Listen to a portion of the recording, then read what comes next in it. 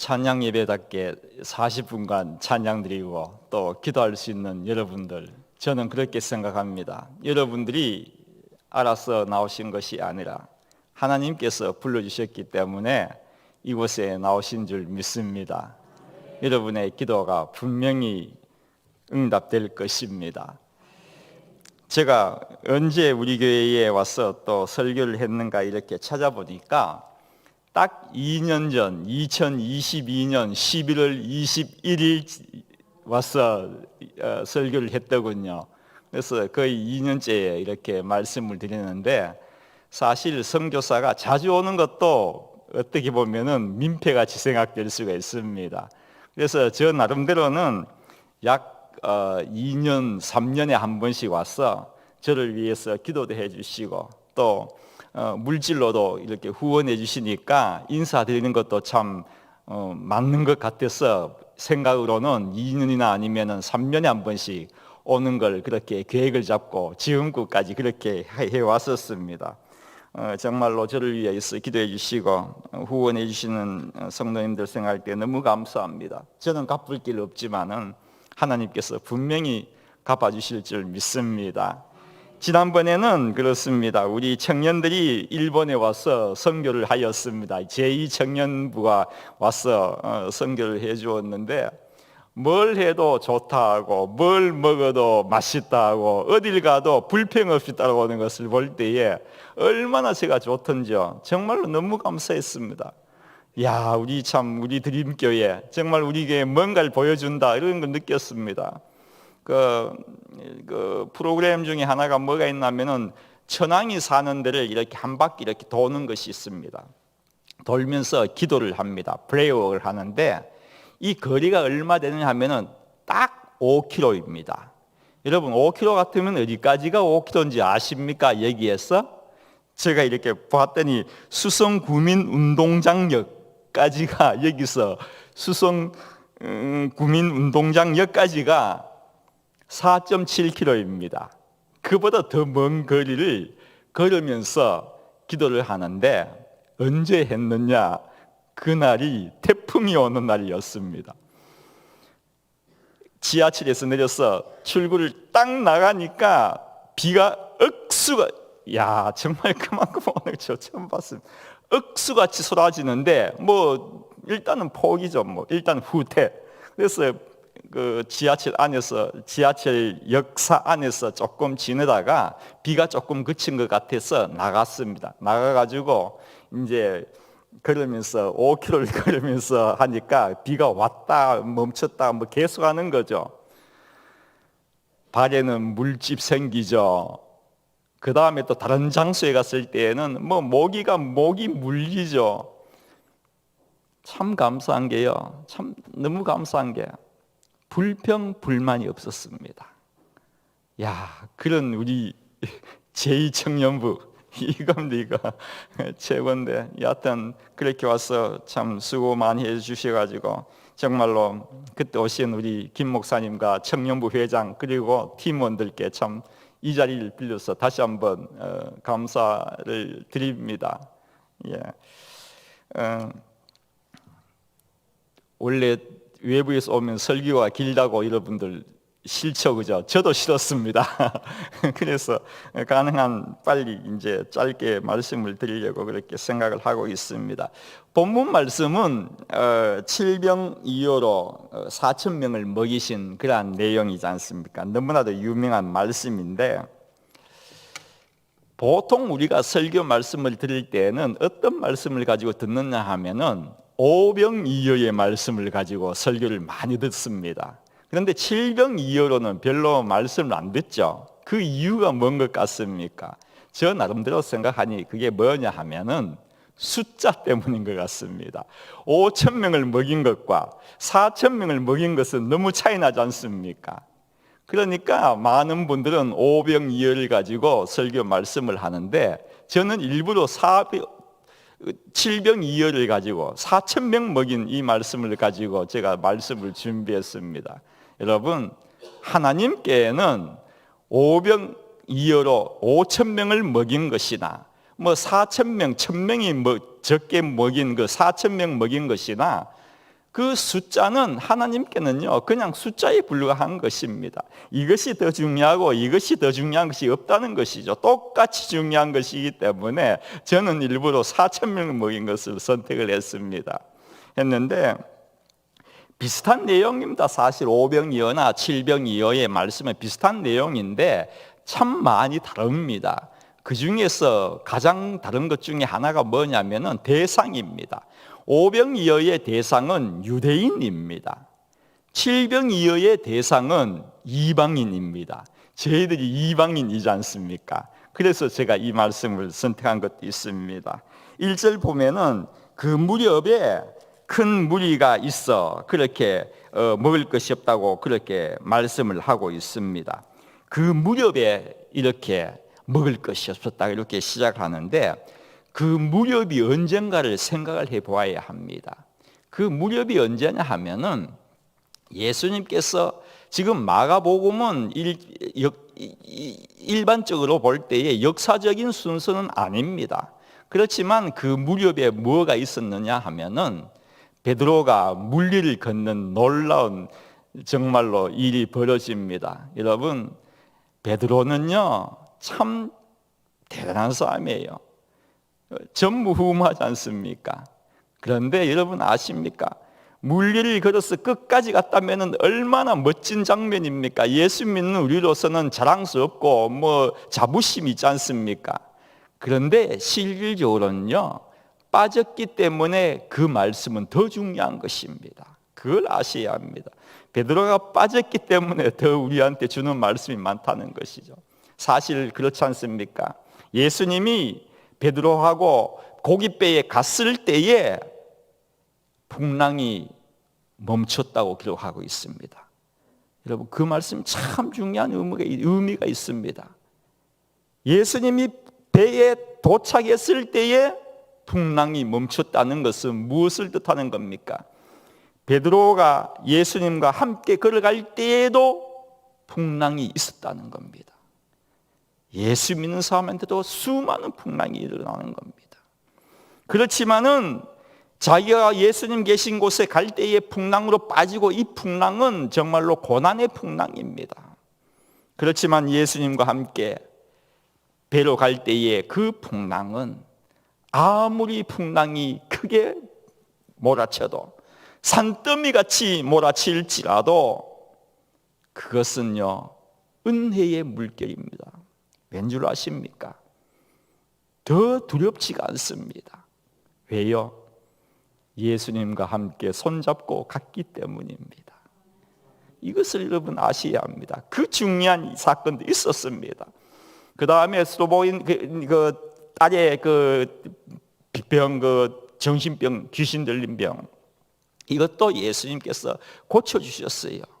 귀 먹는 자를, 수많은 병자들을 다 고쳐주었을 그 무렵, 무엇보다도 5,000명을 먹여준 후에 그 무렵입니다. 이 무렵이란 것이. 그 무렵에 예수님께서 이렇게 말씀하신 겁니다. 2절과 3절 말씀에 보면은 군중들이 나와 함께 사흘이나 있었어 이제 먹을 것이 없다 하면서 굶겨 집으로 보내면 가다가 기진할 것이다 이렇게 말씀하십니다. 그래서 좀 먹어야 되겠다고 예수님께서 이렇게 말씀하시니까 제자들의 반응이 4절입니다. 4절에 보면 참 과간입니다. 광야 어디에서 떡을 얻어 이 사람들을 배부르게 먹일 수가 있습니까? 이렇게 말하고 있습니다. 이게 제자들의 현주소라는 것입니다. 여러분 그렇지 않습니까? 이게 보통 일이 아닙니다. 그 많은 그 기적을 보면서 바로 직전까지도 그 기적을 보면서 이러한 뭘 어떻게 먹입니까? 이렇게 하는 겁니다. 여러분 생각해 보십시오. 최소한 제자들이라면은 4,000명이 모였는데 먹을 것이 없다. 어떡하냐? 예수님께서 이렇게 물으신다면은 제자라면은 걱정 없습니다. 예수님은 하실 수 있습니다. 이게 지금 제자들이지 않습니까? 베드로가 당연히 이 말은 해야 될 겁니다. 베드로는 뭘 하든지 먼저 튀어나가는 제 수제자이지 않습니까? 베드로가 예수님 걱정할 거 없습니다. 지난번에는 5,000명도 먹이셨는데 지금은 1000명이나 적은 4000명입니다. 걱정하지 않습니다. 이렇게 말해야 되는 게 수제자 아닙니까? 그런데 그들도요, 어쩔 줄을 몰라 하는 것입니다. 제자들 중에 어느 한 명도 예수님, 주님 지난번 같이 기적을 베풀어 주십시오, 이렇게 생각하는 사람, 말한 사람이 한 명도 없었다는 것입니다. 이것이 제자들의 현주소라는 것입니다. 왜 그런 것 같습니까? 왜 그런 것 같습니까? 여러분들 성경 말씀을 읽어보니까 그냥 쓱 넘어가지만은 이게 보통 사건이 아닙니다. 그렇게 많이 가르쳐 주었는데도 예수님의 능력을 자기의 생각에 꽉 가두어 버렸다는 것입니다. 무슨 말이고 하면은 지난날의 기적은 한 번쯤 일어나는 것이다. 그렇게 병자가 나은 것 한 번쯤 있을 수 있는 거 아닌가? 지난번에 5000명 먹인 것은 우연히 일어난 것 같아. 이렇게 생각한 것입니다. 무슨 말입니까? 예수님의 그 능력을 우리 인간의 생각에 딱 가두어 두었다는 것입니다. 여러분, 우리의 생각을 훨씬 뛰어넘는 능력을 가지신 분이 예수님이십니다. 이걸 믿으셔야 합니다. 주님의 능력을 우리의 생각에 꽉 가두어 둔다면은 그것은 불신이 아닙니다. 믿음이 없는 것이 아니라는 것입니다. 그것은 죄입니다. 능력 많으신 예수님의 그 능력을 믿지 못하고 나의 생각 속에 꽉 가두어 두어서 그렇게 생각하는 것은 죄입니다. 저는 분명히 믿습니다. 분명합니다. 4000명을 먹이신 주님께서, 4000명 먹이신 주님께서 여러분 한 명 못 먹이시겠습니까? 4000명 먹이신 주님께서 여러분 가정 한 가정을 못 먹이시겠습니까? 우리 주님은요, 우리의 응답에만 그만큼만 주시는 분이 아니라 풍성히 응답하시는 분이심을 여러분 꼭 믿으셔야 합니다. 오병이어 때에는요 12바구니이지만은 칠병이어 때에는요 일곱 광주리입니다. 예수님은 째째하신 분이 아닙니다. 차고 넘치도록 주시는 분이라는 거예요. 바구니 사이즈 아시죠? 오병이어는 요 정도 남았는 거예요. 여기에 12개 남고 이런 바구니가 남았다는 거예요. 우리 하나님은요 째째하신 분이 아닙니다. 하나님께서 역사하시면은요 맥시멈이라는 것이 없습니다. 요거까지라는 것이 없다는 것입니다. 여러분 그거 믿으셔야 합니다. 창세기 27장에 보면은요 그 유명한 사건이 나옵니다. 이삭이 야곱을 불러서 죄송합니다. 이삭이 죽을 때가 되었습니다. 죽을 때 되어가지고 축복을 하지 않습니까? 축복할 때에 야곱이 축복을 받지 않습니까? 이제 속여가지고 축복을 자기가 다 가져가는데 그때에 이삭이 무슨 말 하는지 압니까? 성경에 이렇게 기록하고 있습니까? 이렇게 기록하고 있습니다. 야곱이요 마음껏 축복해 주십시오. 이렇게 축복을 다 해달라는.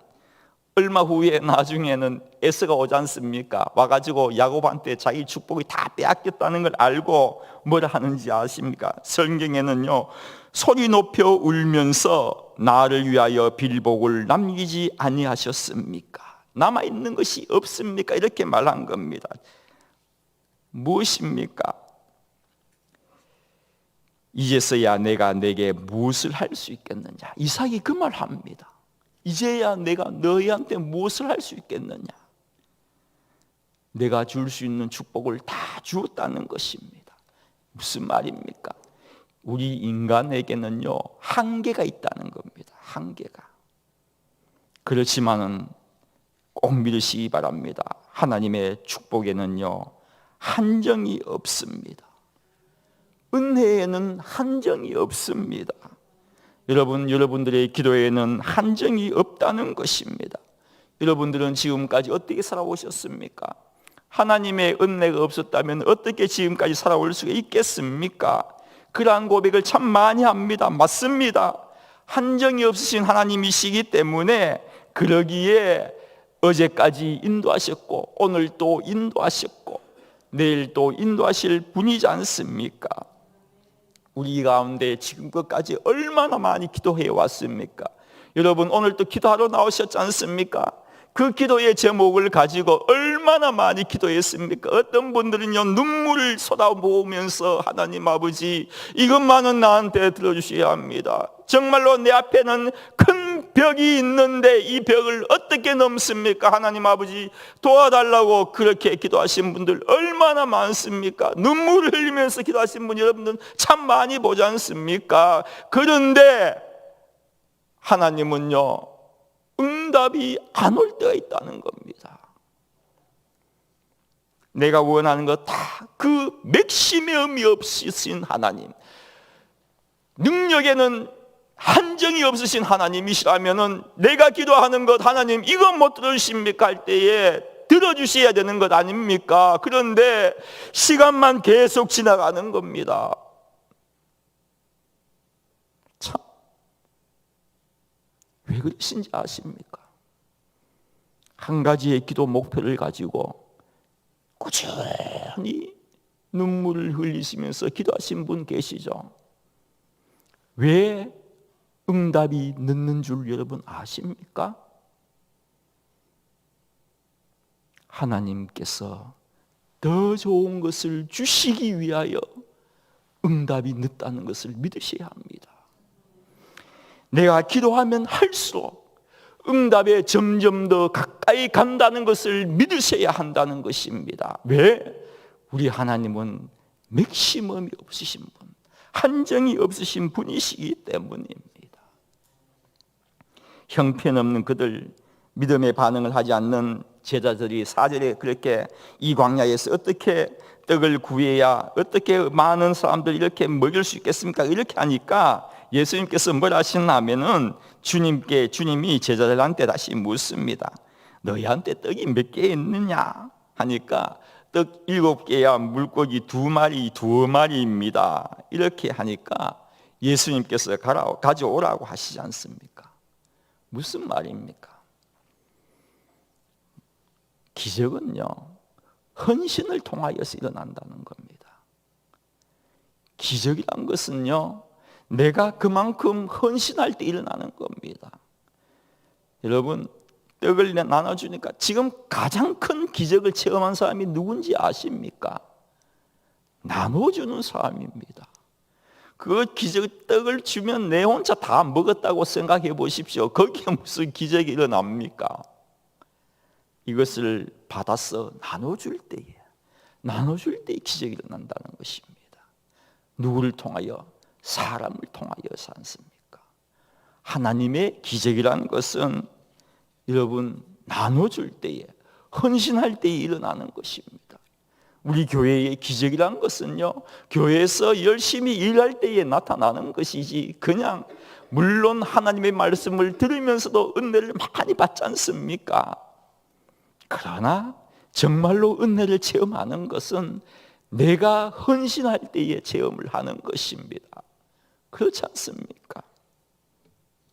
첫 번째 받았던 사람이 야금야금 다 먹었다면은 기적은 거기서 끝입니다. 그죠?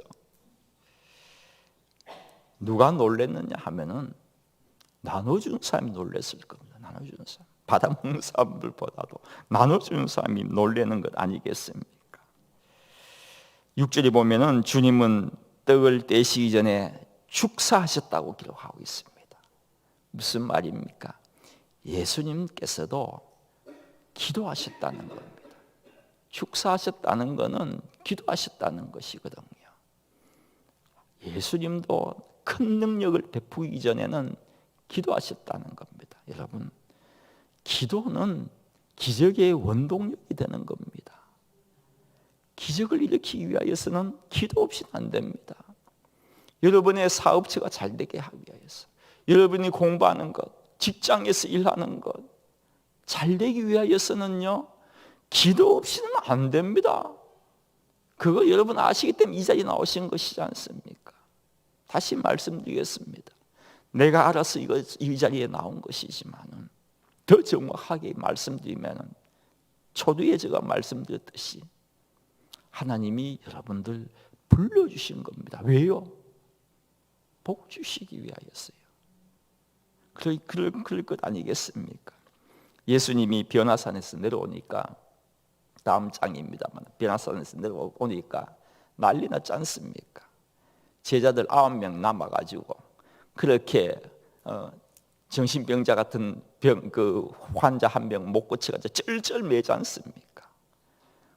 그래가지고 예수님께 묻지 않습니까?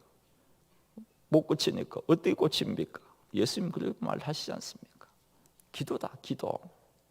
기도 없이는 그것을 할 수 없다. 여러분, 기도 없이 살아가겠다는 것은 교만입니다. 교만이 뭡니까? 하나님 없이 나 혼자 살아갈 수 있다는 것이 교만이지 않습니까?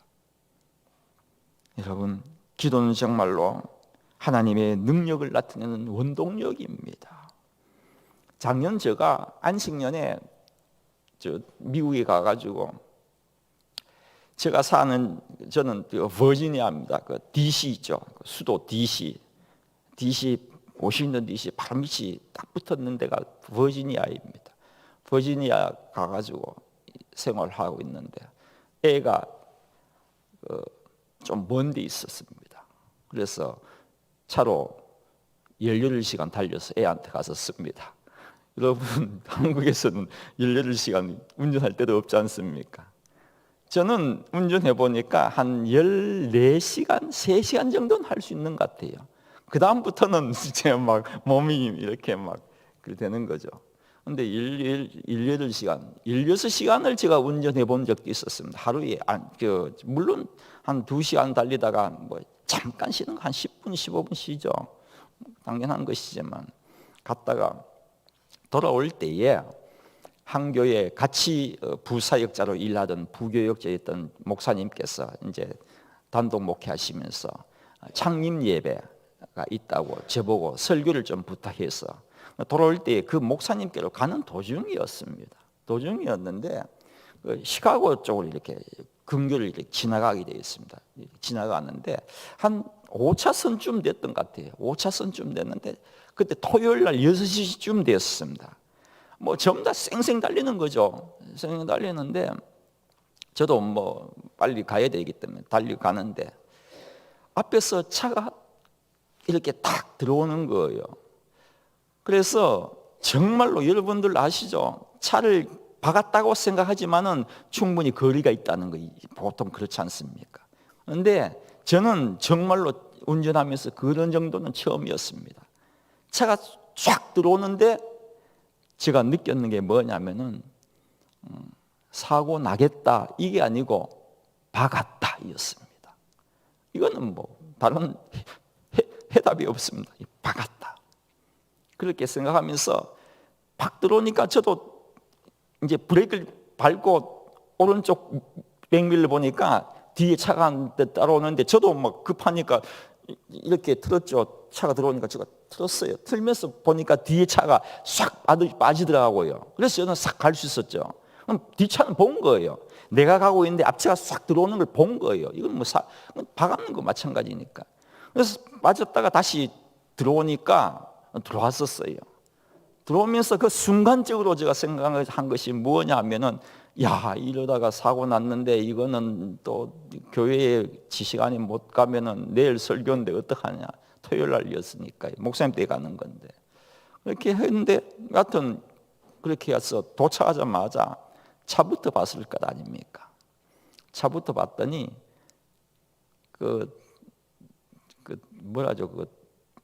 기스라고 안 하고 스크래치라고 안 하고 한국말 보다 갑자기 이거 끌림도 없는 거예요. 왜 그런 것 같습니까? 여러분들은 모르시지 않습니까? 저는 압니다. 출발할 때에 18시간 갈 때에 성도님들이 저를 위하여서 기도해 줬고, 거기서 출발할 때에 기도하였기 때문에 사고 나지 않은 겁니다. 저는 확실히 믿고 있습니다. 여러분, 하나님은요 1차 사고 나지 않게 하기 위하여서 1mm라도 떼려고 하시면 떼실 수 있는 분이에요. 그렇게 쌩쌩 달리는, 거의 100km로 달리는, 죄송합니다, 100km로 달리는 차가 두 대가 딱 붙게 해서, 그러나 사고 나지 않고 1mm까지라도 붙이려고 작정하시면은 붙이실 수 있으신 분이 우리 하나님이세요. 우리는요 5차의 세상에, 5차의 세계에 살고 있습니다. 모든 기기건, 기국은, 기계건 5차라는 것이 있습니다. 5차가 없는 건 없습니다. 그러나 우리 하나님은요 5차가 없으신 분입니다. 믿으셔야 합니다. 그렇기 때문에 중요한 것은 이겁니다. 우리 성경 말씀은 오차가 없는 말씀입니다. 완벽한 말씀이라는 것입니다. 오차가 없는 것 중에 가장 오차가 없는 건 뭔지 아십니까? 십자가의 사건입니다. 십자가의 사건. 이것은 오차라는 것이 있을 수가 없습니다. 여러분, 예수님께서 왜 십자가에 들어가셨습니까? 여러분, 죄라는 것은 시간이 지난다고 바래지는 것이 아닙니다. 죄라는 것은요 시간이 해결해 줄 수 있는 것이 결코 아닙니다. 여러분, 몇 년 동안 죄 지어 왔습니까? 저는요 살아온 만큼 죄 지은 죄인이에요.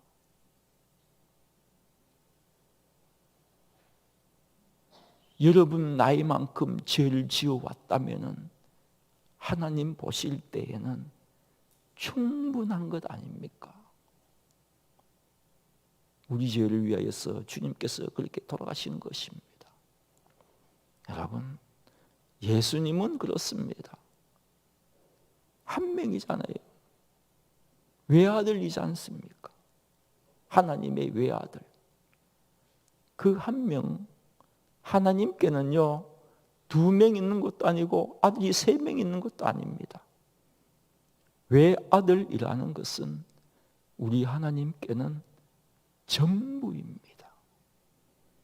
전부를 우리를 위하여서 주신 분이 하나님이시지 않습니까? 그 하나님 사랑, 정말로 찬송가 너무 잘 지었습니다. 가사가 너무 좋아요. 바닷물을 먹물로 삼고 두루마리로 삼아도 다 기록할 수 없다. 그 예수님께서 오늘도 이렇게 기적을 베푸시고는요, 여러분 꼭 기억하셔야 합니다. 여러분이 왜 살아야 하는가? 여러분들이 살아야 할 그 존재의 그 목적을 여러분 꼭 깨달으셔야 합니다. 우리 찬송가가 잘못되어가지고 주님에게 부탁하신 말 천사도 흠모하겠네. 복음전도 부탁한 것이 아닙니다. 명령입니다. 명령. 저는 예수님께서 돌아가신 후에 나중에 마태, 마가, 누가, 요한, 행전까지 이 5 복음서에 이 말씀 성경에서 부활하신 후에 기록되어 있는 공통적인 내용은요 딱 한 가지밖에 없습니다. 저는 정말로 이것을 발견한 건 너무 감사합니다. 딱 한 가지가 뭔 줄 아십니까? 복음 전하라는 것이에요. 다른 말 한마디, 공통적인 것은 전혀 없습니다. 딱 한 가지예요. 여러분, 정말로 여러분 살아있는 목적이 나만을 위해 살고 있다면 그것은 잘못되었습니다. 복음을 전하셔야 합니다. 이렇게 예수님께서 4,000명 모이신 후에 우리가 정말 이 말씀을 보면서 느껴야 하는 것이 무엇인가? 정말로 하나님께서는 그 놀라운 축복을 주셨다. 여러분들에게 왜 그렇게 큰 축복을 주셨습니까? 그거지 않습니까? 저는요, 아무리 전해도 부족함이 없는 게 복음이더라고요. 복음의 빚진 자이기 때문에 여러분들 어떻게 하든지 복음 전하시고요, 그렇게 살아가시는 분들 되시기를 바랍니다. 오차가 없으신 하나님은요, 여러분의 기도에 오차 없이 응답하실 줄 믿습니다. 저는 일본에서 크게 두 가지 일을 하고 있습니다. 한 가지는 작년까지는 일본 교회에서 12년간 다녔습니다.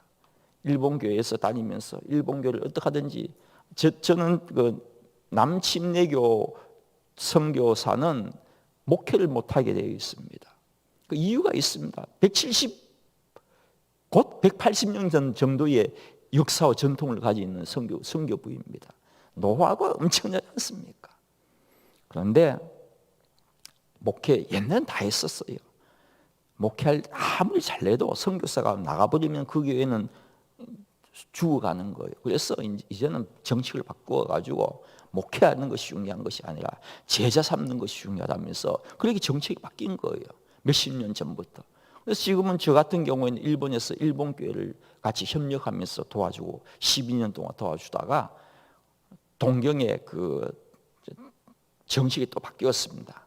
어떻게 하든지 그러면 저 같은 한국 사람은 한국 교회에 가가지고 한국 교회에서 일본 교회를 어떻게 도와주고 저들이 전도를 안 합니다. 전도하게끔 하고 더 건강한 교회가 되게끔 도와주라는 그러한 한 가지의 목적이 있어서 일하는 것 한계가 있고, 그 다음에 하나는 또 홈리스 사역을 하고 있습니다. 홈리스 사역, 여러분 아십니까? 일본의 크리스천이 몇 프로냐? 0.4%라는 걸 아시죠? 0.4%입니다. 예수 믿는 사람이. 홈리스 가운데는 10%가 넘습니다. 여러분 오늘 기도하실 때요, 저는 두 가지를 제가 원합니다. 한 가지는 뭐냐 하면은 제가 지금 한국 교회에서 이제 어떻게 하든지 일본 교회를 키우려고 노력하고 있거든요. 그래서 원하는 게 뭐냐면은 일본 교회가 우리 팀을 통하여서 정말로 어떻게 하든지 복음을 전하고, 그 다음에 왜 전도해야 하느냐 하는 그런 생각을 가진 목사님들도 계세요. 그러니까 안 되지 않습니까? 복음을 전하는 교회가 되기 위하여서 저는 그렇게 열심히 가르치고 노력하는 거거든요. 그래서 여하튼 일본 교회가 복음을 전하는 교회가 되게끔 위해서 여러분 기도해 주시고, 또 한 가지는 뭐냐면 홈리스, 한때는 뭐 25명까지 이렇게 내려갔었어요. 그러다 지금 다시 50명, 60명까지 이렇게 나오고 있습니다. 월요일날 예배드리고 목요일날 성경 공부하고 있거든요. 이 홈리스를 참 많이 새로운 얼굴들이 계속 나오는 거예요. 그 사람들이 복음을 듣고 예수 믿는 사람 될 수 있게끔 이 두 가지를 위해서 꼭 기도해 주시고, 또 저희 와이프가 얼마 전에 여기 염증이 있어서 이제 수술을 했었습니다. 수술을 했는데 그냥 뭐 보통 염증이 아니고 좀 셌었어요. 좀 있어가지고 수술을 했는데, 그때 염증과 이제 여기에 이제 그거 신경이 있더라고. 신경하고 염증이 딱 거의 붙어 있으니까 이 염증을 다 이제 끌어내는 건가 봐요. 끌어내면서 하다 보면은 이 신경을 건드려요. 신경을 건드리기 때문에 한 감각이 6개월에서 1년 동안 간대요. 감각이 없는 것이. 그래서 지금 여기 뭐 계속 아파요. 이게 보통 아픈 게 아니고 뭐 굉장히 아픈 거 보더라고요. 그래서 이거 빨리 감각이 빨리 들어오고 또 편안히 성교할 수 있도록 그렇게 위해서 여러분들 꼭 오늘 또 기도해 주시기 바랍니다. 우리 다 같이 먼저 기도를 하고 기도를 드리겠습니다. 하나님 아버지 감사합니다. 정말로 오차가 없으신 하나님께서 오늘 또 저희들 이렇게 기도하러 나왔으니 하나님 꼭 들어주시고 하나님께서 큰 영광 거두시기를 원합니다. 하나님 아버지, 정말로 더 큰 것을 주기 위하여서 저희들에게 응답치 않은 것을 믿고 감사함을 드립니다. 계속 기도할 테니 하나님 아버지 속히 응답하여 주시옵소서. 예수님 이름으로 기도드립니다. 아멘.